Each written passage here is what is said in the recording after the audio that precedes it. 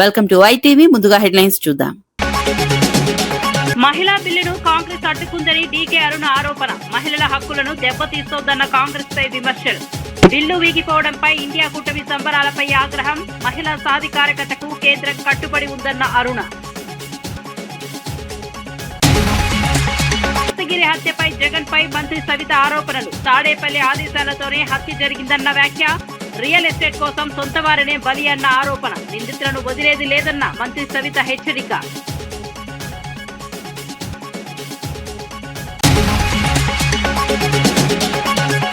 RTC సమ్మె వెనుక హరీష్ పాత్ర ఉందన్న పొన్నం. జేఏసీ నేతల ప్రవర్తనపై అనుమానాలు వ్యక్తం. మహాలక్ష్మి పథకాన్ని అడ్డుకునే కుట్రలంటూ విమర్శ. చర్చల ద్వారానే సమస్యలు పరిష్కారమన్న పొన్నం.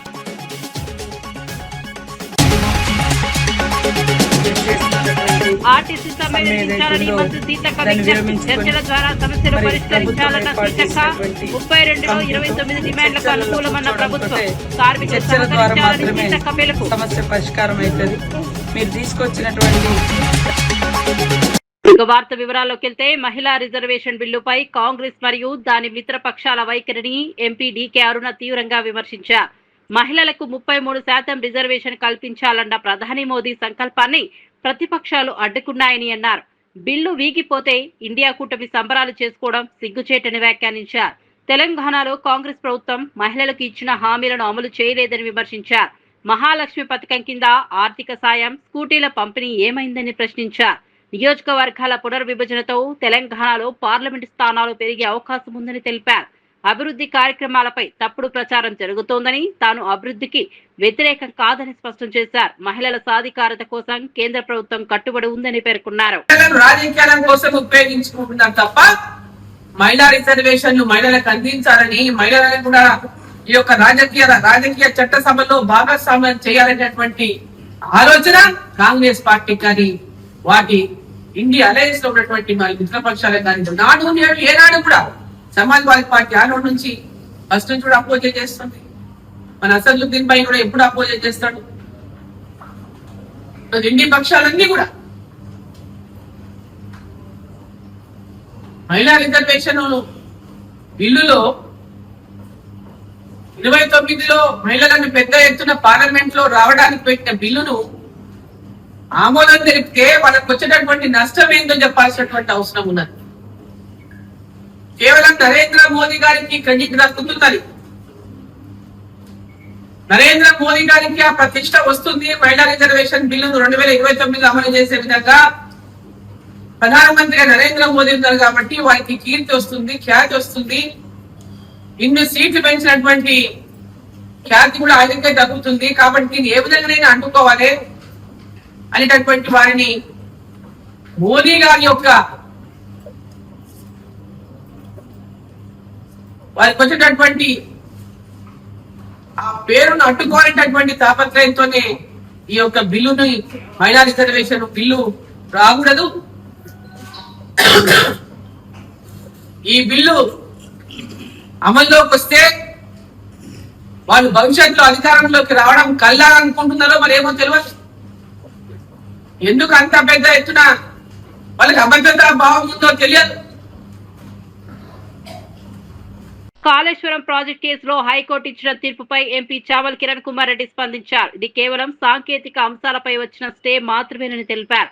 విజిలెన్స్, ఎన్డీఏసీ నివేదికలు ఇప్పటికే అవినీతిని నిర్ధారించాయని చెప్పారు. ప్రభుత్వం న్యాయ నిపుణులతో చర్చించి తదుపరి చర్యలు చేపడుతుందని వెల్లడించారు. అవసరమైతే సిబిఐ స్వతంత్రంగా విచారణ జరపాలని డిమాండ్ చేశారు. కాళేశ్వరం ప్రాజెక్టులో జరిగిన అక్రమాలు బయటపడాల్సిందేనని అన్నారు.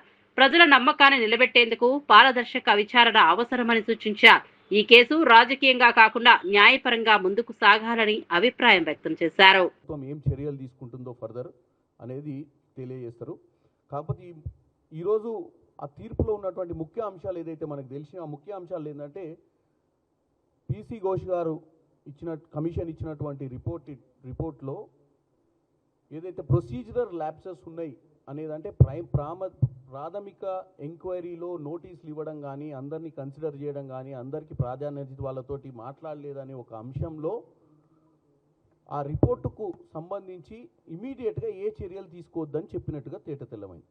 అంటే అర్థమైంది, రిపోర్ట్ మొత్తాన్ని తప్పు పట్టలే హైకోర్టు, కానీ రిపోర్ట్లో ఉన్నటువంటి చిన్న చిన్న ల్యాప్సెస్ని వీళ్ళు ఏదైతే ఆర్గ్యూ చేసిరో దాని మీద హైకోర్టు స్పందించినట్టుగా మనకు అనిపిస్తుంది. కాబట్టి దీన్ని ఈరోజు బీఆర్ఎస్ నాయకులు పండగలో సెలబ్రేషన్సో క్లీన్ చిట్టో అని ఆనందపడాల్సిన అవసరం అయితే లేదు. ఎందుకంటే పీసీ ఘోష్ కమిషన్ వేయక ముందే స్టేట్ విజిలెన్స్ అండ్ ఎన్ఫోర్స్మెంట్ ద్వారా అధికారుల ముడిగా చర్యలు తీసుకోవడం జరిగింది. ఎందుకంటే మేడిగడ్డ అన్నారం బ్యారేజీలు కుంగిపోయిన తర్వాత, మేడిగడ్డ బ్యారేజీలు కుంగిపోయిన తర్వాత ఏదైతే కమిషన్ వేసిర్రో ఆ కమిషన్లో తేట తెల్లమైపోయింది. అధికారుల నిర్లక్ష్యం ఉంది, అప్పుడు ప్రభుత్వం నిర్లక్ష్యం ఉందని. అందుకే అధికారుల మీద కూడా చర్యలు తీసుకోవడం జరిగింది ఆల్రెడీ. దాని తర్వాత సెంట్రల్ గవర్నమెంట్కు సంబంధించిన నేషనల్ డ్యామ్ సేఫ్టీ అథారిటీ వాళ్ళు కూడా ఈ ప్రాజెక్టులో అవకతవకలు జరిగినాయి, ఈ ప్రాజెక్టుకు సంబంధించినటువంటి కన్స్ట్రక్షన్ చేసినప్పటి నుంచి డిజైన్లతో సహా కూడా సరి అయినటువంటి చర్యలు తీసుకోకుండా, సరి అయినటువంటి గ్రౌండ్ వర్క్ చేయకుండా, అక్కడ ఉన్నటువంటి సాయిల్ టెస్ట్ కూడా సరిగ్గా చేయకుండా కట్టిర్రు అనే విషయాన్ని ఏదైతే authentic body national dam safety authority వాళ్ళు ఇచ్చినటువంటి రిపోర్టు. కాళేశ్వరం కేసులో హైకోర్టు తీర్పుపై ఎమ్మెల్సీ అద్దంకి దయాకర్ స్పందించారు. ఈ తీర్పుతో ఎవరూ సంబరాలు చేసుకోవద్దని హెచ్చరించారు. ఘోష్ కమిషన్ రాజ్యాంగబద్ధమని కోర్టు స్పష్టం చేసిందని గుర్తు చేశారు. తాత్కాలికంగా చర్యలు తీసుకోవద్దని మాత్రమే కోర్టు చెప్పిందని వివరించారు. తుది తీర్పు వచ్చిన తర్వాత బీఆర్ఎస్ నేతల అవినీతి బయటపడుతుందని అన్నారు. నిజాలు వెలుగులోకి వచ్చే రోజు దూరంలో లేదని పేర్కొన్నారు. ప్రజలను తప్పుదోవ పట్టించే ప్రయత్నాలు చేస్తున్నారని విమర్శించారు. న్యాయ వ్యవస్థపై విశ్వాసం ఉంచాలని సూచించారు. నివేదిక వచ్చిన తర్వాత, అంటే సిబిఐ నివేదిక తర్వాత కానీ కంపారిజన్ సిబిఐతో పాటు ఘోష్ కమిటీ రికమెండేషన్స్ కానీ కంపేర్ చేసిన తర్వాత తుది తీర్పు వచ్చినాక అప్పుడు మీ దొంగతనం బయటపడుతుంది, మీ అవినీతి బయటపడుతుంది. అంతే తప్పితే ఏదో తాత్కాలికంగా ఇది వచ్చింది మాకు ఇదే సరిపోతుంది, ఇదే ఫైనల్ రిపోర్ట్ అని అనుకుంటే పప్పులో కాలేసినట్టే. సో హరీష్ రావు చాలా ప్రయత్నం చేస్తుండ్రు ఢిల్లీలో ఏ విధంగా ఆ కోర్టు నుంచి బయటపడాలి, లేదంటే సిబిఐ దాని నుంచి బయటపడాలి, బీజేపీ నాయకులతో మంతనాలు, ఇవన్నీ కూడా సమాచారం ఉంది. కాబట్టి అవినీతి చేసి తప్పు చేసి తప్పించుకుంటామనే ఆలోచనను బంద్ చేయండి. ఎప్పటికైనా అది బయటపడేది. కాళేశ్వరం కూలింది వాస్తవమే, అన్నిటికంటే ముఖ్యంగా మీరే ఒప్పుకున్నారు. 2 పిల్లలు కూలితే, 3 పిల్లలు కూలితే. కాబట్టి ఆ కూలియేటట్టుగా కట్టింది ఏందో, దాని వివరాలు ఏందో, దాని టెక్నికల్ అవన్నీ కూడా ఎంక్వైరీలో తెలుస్తాయి. సిబిఐ బీజేపీ చేతిలో ఉంది కదా, దాని నుంచి మేము తప్పించుకోగలం రాజకీయంగా.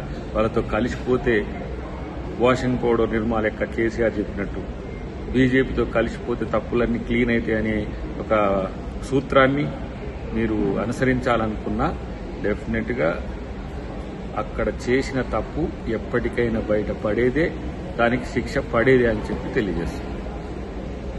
ఆర్టీసీ కార్మికుల సమ్మెపై మాజీ మంత్రి జగదీష్ రెడ్డి తీవ్ర విమర్శలు చేశారు. ప్రభుత్వం పథకం ప్రకారం సమస్యలు పరిష్కరించకుండా సమ్మెకు దారి తీసిందని ఆరోపించారు. రేవంత్ రెడ్డి ప్రభుత్వం ఆర్టీసీని సంక్షోభంలోకి నెట్టిందన్నారు. గత 2.5 ఏళ్లలో 10,000 మంది ఉద్యోగులు రిటైర్ అయినా ఒక్క నియామకం జరగలేదని చెప్పారు. దీంతో ఉన్న ఉద్యోగులపై భారం పెరిగిందని తెలిపారు. రోజువారీ కూలీల కంటే అధ్వాన పరిస్థితుల్లో కార్మికులు ఉన్నారని అన్నారు. కార్మికుల న్యాయమైన డిమాండ్లను వెంటనే నెరవేర్చాలని డిమాండ్ చేశారు. ప్రభుత్వం స్పందించకపోతే పోరాటం మరింత ఉధృతమవుతుందని హెచ్చరించారు. కేవలం ఉచిత బస్సు ఖర్చును భరించలేక తప్పించుకోవడం కొరకు డ్రామాలు చేసి ఆర్టీసీ కార్మికుల్ని కావాలని చెప్పి సమ్మకు పోయేటట్టు నెట్టిందే ప్రభుత్వము. ఆర్టీసీని సంక్షోభంలో పడే ప్రయత్నం చేస్తున్నదే ప్రభుత్వము. ఒక పథకం ప్రకారం చేస్తుంది. గత 2.5 ఏళ్లలో 10,000 మంది రిటైర్ అయితే ఒక్కరిని కూడా ఇప్పటివరకు నియామకాలు చేయలేదు. పాపం ఉన్న కార్మికులపైనే దారుణమైన భారణం ఇస్తున్నారు. ఒకరొకరు 10 గంటలు 12 గంటలు పనిచేస్తున్నారు. కేవలం డిపో మేనేజర్లు ఇతర అధికారుల దయాదాక్షిణ్యాల మీద ఆధారపడి రోజువారీ కూలీల కంటే అధ్వానమైంది ఆర్టీసీ కార్మికుల బతుకు. మేము డిమాండ్ చేస్తున్నాం, వెంటనే ఆర్టీసీ కార్మికుల న్యాయమైన సమస్యలు ఏదైతే ఉన్నాయో వాటిని పరిష్కారం చేయాలి. వాళ్ళని పిలిచి వెంటనే సమ్మెను నిలుపుదల చేసేటట్టు చేయాల్సిన బాధ్యత ప్రభుత్వం పైన ఉంది.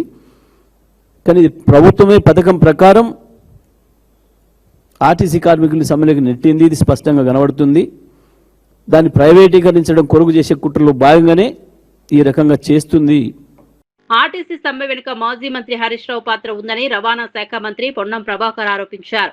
అధికారులతో చర్చలు జరుగుతున్న సమయంలోనే జేఏసీ నేతలు ఫోన్ కాల్స్ వచ్చిన వెంటనే బయటకు వెళ్లిపోవడం అనుమానాస్పదమన్నారు. మహాలక్ష్మి పథకం విజయాన్ని అడ్డుకోవడానికే ఈ కుట్ర జరుగుతోందని విమర్శించారు. ప్రతిపక్షాలు కార్మికులను తప్పుదోవ పట్టిస్తున్నాయని అన్నారు. ప్రజలకు ఇబ్బంది కలిగించేలా ఆర్టీసీని ఉపయోగిస్తున్నారని మండిపడ్డారు. సమస్యలను చర్చల ద్వారానే పరిష్కరించాలనే ప్రభుత్వ ధోరణి ఉందని స్పష్టం చేశారు. తప్పకుండా మేము గౌరవ ఉప ముఖ్యమంత్రి గారు రాష్ట్రంలో లేరు, మాట్లాడిన తర్వాత మీకు చెప్తామని చెప్పినారు. ఇక్కడ ఉండి 4 రోజుల నుంచి వారు చెన్నైలో ఉన్నారు.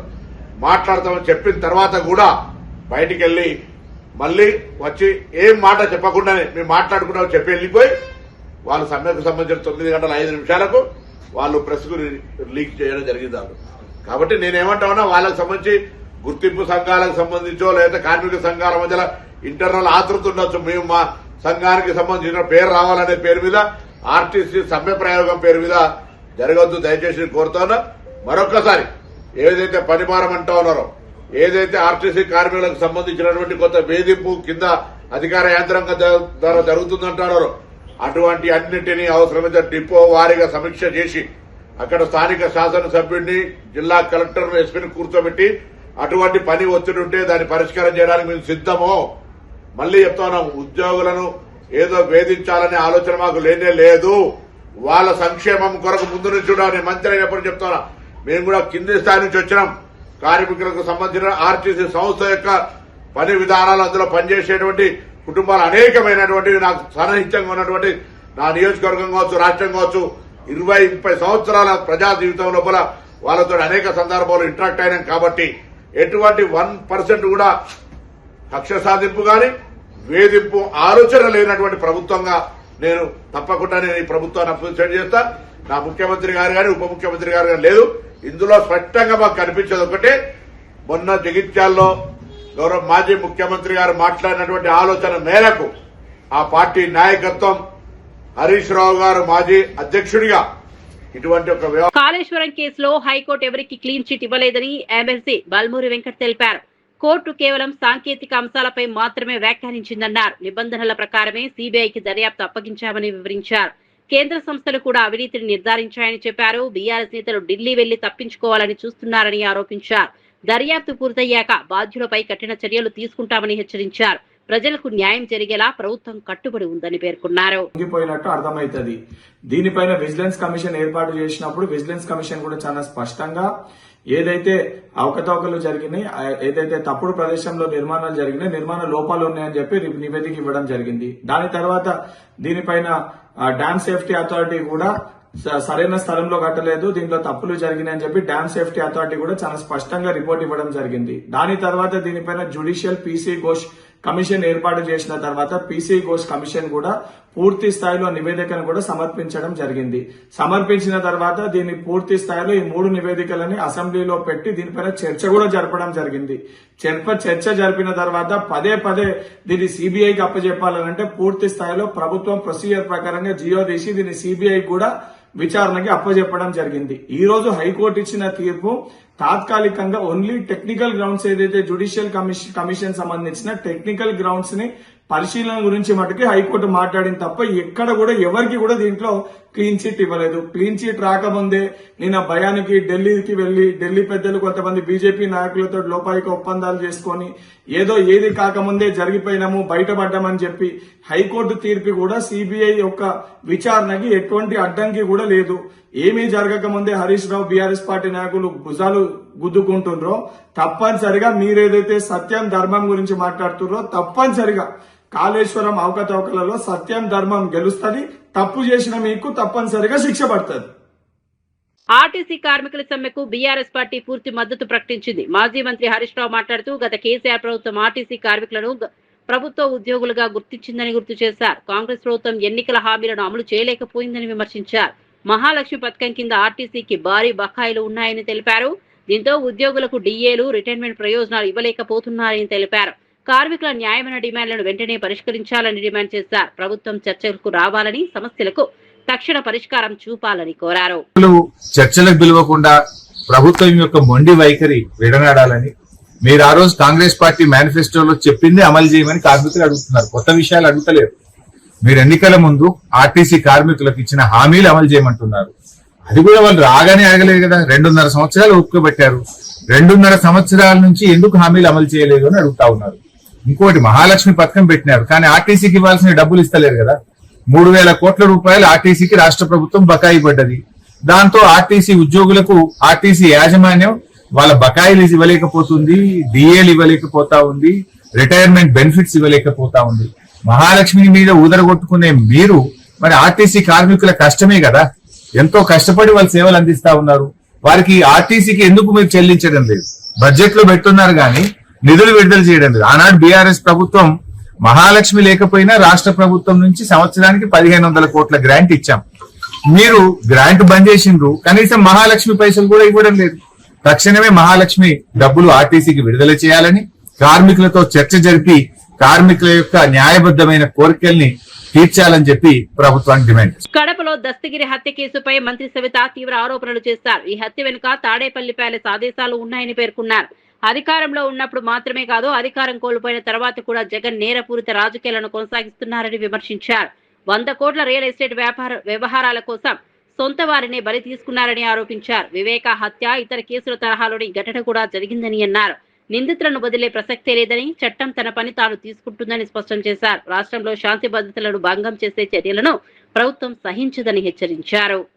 మరి పెద్ద దస్తగిరి నిన్నటి రోజున జగన్మోహన్ రెడ్డి పదవి కోసం, ఆయన అక్రమ ఆస్తుల కోసం ఎవరినైనా బలి తీసుకుంటాడన్న విషయం మనందరికీ తెలుసు.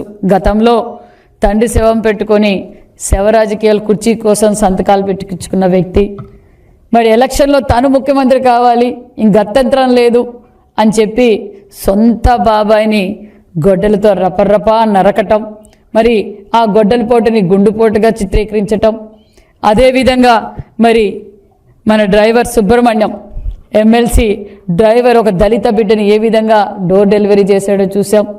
అంతేకాకుండా మరి మరో బీసీ బిడ్డ అమర్నాథ్ గౌడ్, ఇలాంటి బీసీ బిడ్డలు, దళిత బిడ్డలు, మరి దళితులు ఏ విధంగా బలైపోయారో చేసాం. ఆయన కారు కిందే మరి సింగయ్య, దళిత వ్యక్తి సింగయ్య ఏ విధంగా బలైపోయాడో మనం చూసాం. మరొక బీసీ వ్యక్తి మరి దస్తగిరి మరి కుర్చీ కోసం, అధికారం కోసం దౌర్జన్యాలు చేయటం, వారిని రెచ్చగొట్టి తప్పుడు మీద తప్పులు చేయిస్తూ ఈరోజు మరో దస్తగిరి బలైపోయాడన్న విషయం మీకు అందరికీ తెలియజేస్తున్నాం. మరి ఇదే దస్తగిరి మరి ప్రభుత్వ భూములు అక్రమంగా దోచుకొని లేఅవుట్లేసి అదే జగన్ రెడ్డి మేనమామకు కూడా గిఫ్ట్ ఇవ్వటం, ఇదే ప్యాలెస్ కట్టి అన్ని సదుపాయాలతో అతి పెద్ద ప్యాలెస్ మరి అదే వెంచర్లోనే మరి వాళ్ళు జగన్మోహన్ రెడ్డి గారి మేనమామకు గిఫ్ట్గా ఇచ్చారు. తెలంగాణ ఉద్యమం ఏ ఒక్కరి వల్ల రాలేదని ఎమ్మెల్యే మందుల శ్యాము తెలిపారు. వేలాది అమరవీరుల త్యాగాల వల్లే రాష్ట్రం సాధ్యమైందని గుర్తు చేశారు. ముఖ్యమంత్రి రేవంత్ రెడ్డి చేపడుతున్న ప్రజాపాలనను చూసి ఓర్వలేక ప్రతిపక్షాలు అసత్య ఆరోపణలు చేస్తున్నాయని విమర్శించారు. 10 ఏళ్ల బీఆర్ఎస్ పాలనలో ప్రజల సమస్యలను పట్టించుకోలేదని అన్నారు. ఆస్తులు పెంచుకోవడానికే ప్రాధాన్యత ఇచ్చారని ఆరోపించారు. ఇప్పుడు అధికారం కోల్పోయాక ఉద్యమకారులు గుర్తుకు వస్తున్నారా అని ప్రశ్నించారు. రాష్ట్రంలో మళ్లీ కాంగ్రెస్ ప్రభుత్వమే వస్తుందని ధీమా వ్యక్తం చేశారు. కాళేశ్వరం పేరు మీద మీరు చేసిన వ్యవహారం అంతా ప్రజలకు తెలిసిపోయింది. ఇవాళ కేసీఆర్, ఇవాళ హరీష్ రావు గారు ముఖ్యమంత్రి గారి మీద మాట్లాడుతూ ఉన్నాడు. కాళేశ్వర తీర్పు మాకు వ్యతిరేకంగా వస్తుందేమో అని చెప్పి మేము ఆయన వకీలం పెట్టుకున్నాము, ఢిల్లీ పోయినామని చెప్తా ఉన్నారు. ఎందుకు ఆ పరిస్థితి వచ్చింది మీకు? అధికారం 10 సంవత్సరాలు మీ చేతుల అధికారం పెడితే మీరు చేసింది ఏంటిది? దానికోసం మాట్లాడకుండా సీఎం గారి మీద మాట్లాడతారు. అందుకోసమనే తెలంగాణ ప్రజలు మీరు ఏదో అనుకుంటా ఉన్నారు, నూటబెడ ప్రజలకు నక్కాశ పడ్డట్టు మళ్ళీ మేమేమొస్తాం, మేము యాడికి వస్తారు, మీరు యాడికి వస్తారు? గీడ ఉన్నకి అసెంబ్లీకి రాకపోతాడు పెద్ద మనిషి. కేసీఆర్కి అసెంబ్లీ రాకపోతా ఉన్నాడు. నిన్న పోయి బదిలాడి పోయి ఆ సిరిసిల్ల కాడ పాప జీవం లేని జీవరెడ్డికి ఇది జీవం వహించారు.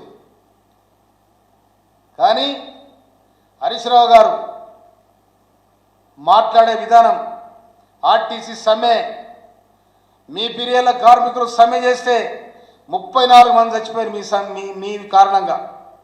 ఇవాళ లేనిపోని అపోలు పెట్టి ఆర్టీసీ కార్మికులు ఎగదోచి సమ్మె చేయమని చెప్పి మీరు ప్రోత్సహిస్తూ ఉన్నారు. రాష్ట్ర ప్రభుత్వాన్ని, ముఖ్యమంత్రి గారిని మీరు తులనాడుతూ ఉన్నారు. కానీ మీ పీరియడ్ల పల్లెలకు ఎవరు పోలే. మీరు కట్టించిందంత ఏంటిది? శ్మశాన వాటికలు, బొందలగడ్డలు, వైకుంఠ ధామాలు. ఇవాళ గొప్ప చెప్తా ఉన్నారు దాన్ని. నువ్వు దొడ్డు బియ్యం వస్తే మొత్తం అది బర్లకు కుర్చీల పోసారు, దొంగతనం అమ్ముకున్నారు, రీసైక్లింగ్ చేసి ఆ బియ్యాన్ని అమ్ముకున్నారు. ఇలా బ్రహ్మాండంగా సన్న బియ్యం ఇస్తూ ఉంది కాంగ్రెస్ సర్కార్, రేవంత్ రెడ్డి గారు ప్రభుత్వం. బ్రహ్మాండంగా 5 లక్షలు చిల్లు కట్టిస్తూ ఉన్నారు. మీరు కట్టించిన బొందలగడ్డలు ఇవాళ ఇచ్చే స్కూల్ పెడతా ఉన్నారు. ఇంటిగ్రేటెడ్ స్కూల్ పెట్టారు. నాన్ నియోజకవర్గానికి కూడా ఇంటిగ్రేటెడ్ స్కూల్ ఉంది. ఇలా పని నడుస్తూ ఉంది. కనుక ఇవన్నీ ఆర్టీసీ కార్మికులు సమ్మె విరమించాలని మంత్రి సీతక్క విజ్ఞప్తి చేశారు. ప్రభుత్వం ఏర్పాటు చేసిన కమిటీతో చర్చల ద్వారా సమస్యలు పరిష్కరించుకోవాలని సూచించారు. ఈ సమ్మె కారణంగా పేద ప్రజలు తీవ్ర ఇబ్బందులు పడుతున్నారని ఆవేదన వ్యక్తం చేశారు. కార్మికుల 32 డిమాండ్లలో 29 అంశాలకు ప్రభుత్వం అనుకూలంగా ఉందని తెలిపారు. ఉద్యోగులకు అనుకూలంగా పనిచేసే ప్రభుత్వం తమదేనని చెప్పారు. గత ప్రభుత్వంతో పోలిస్తే ప్రస్తుతం జీతాలు క్రమం తప్పకుండా జమ అవుతున్నాయని పేర్కొన్నారు. కార్మికులు సహకరించి చర్చలకు రావాలని కోరారు. సమస్యల పరిష్కారానికి ప్రభుత్వం కట్టుబడి ఉందని స్పష్టం చేశారు. ఆర్టీసీ శాఖ వారు, సంబంధిత మంత్రులు పొన్నం ప్రభాకర్ గౌడ్ గారు వారందరూ కూడా మీతో చర్చలు జరపడానికి అధికారులతో కూడినటువంటి కమిటీని కూడా నియమించడం జరిగింది. ఆ కమిటీలో మీరు కూర్చున్నారు. హడావుడిగా చేయడంతో రేపు భవిష్యత్తులో కోర్టు సమస్యలు కూడా ఉంటాయి కాబట్టి అనే ఉద్దేశంతో కొంత డిలే అయింది. దాన్ని అన్యథగా భావించకుండా ఈరోజు ఫ్రీ బస్సులో లక్షలాది మంది మహిళలు రోజు ప్రయాణిస్తున్నారు. అందులో చాలా 99% పేదింటి బిడ్డలే ప్రయాణిస్తున్నారు. స్కూళ్లలో కావచ్చు, కాలేజీలకు కావచ్చు, లేదా ఎక్కడన్నా పనికి వెళ్లడానికి కావచ్చు, లేదా ఇతరత్ర సొంత అవసరాల కోసం కూడా రాష్ట్ర వ్యాప్తంగా వివిధ పనుల నిమిత్తం తిరుగుతున్నటువంటి మహిళలకు మీరు చేస్తున్నటువంటి సమ్మె మూలంగా తీవ్రమైనటువంటి ఆటంకం ఏర్పడుతుంది, ముఖ్యంగా పేదింటి బిడ్డలకు. అదే కాకుండా సామాన్యులు కూడా మగవాళ్ళు కూడా వాడేది మన ఆర్టీసీ సేవల్ని. వీటిని దృష్టిలో పెట్టుకుని మీరు ఇచ్చినటువంటి 32 అంశాలలో దాదాపుగా 29 డిమాండ్ల పట్ల ప్రభుత్వము సానుకూలంగా ఉంది. అవి పరిష్కరించుకునే దిశగా చర్చలలో ఉండడం మూలంగానే పరిష్కారం అవుతాయి. కాబట్టి ఈ రోజు కొంతమంది ఫ్రీ బస్ అంటే వ్యతిరేకిస్తున్నారు, చూస్తా ఉన్నాం. మాజీ ముఖ్యమంత్రి గారు ఫ్రీ బస్ అనేది ఒక దండగా బస్సు అని హేళన చేసినటువంటి 24 గంటలలో ఈ రోజు ఆర్టీసీ కార్మికులు సమ్మెకు దిగడంతో కూడా ఇది మహిళలకు చాలా చాలా ఆటంకం, చాలా ఇబ్బందికరం, ముఖ్యంగా పేదింటి బిడ్డలకు. దయచేసి ఈ సమ్మెను విరమించి ప్రభుత్వంతో చర్చలకు రావడం మూలంగా మాత్రమే సమస్యలను పరిష్కరించుకోగలుగుతాం. ఈ ప్రభుత్వం ఉద్యోగుల ఫ్రెండ్లీ ప్రభుత్వం. సమస్యలను వినడానికి ఎప్పుడు కూడా మంత్రులుగా మేము గాని శాఖ సంబంధిత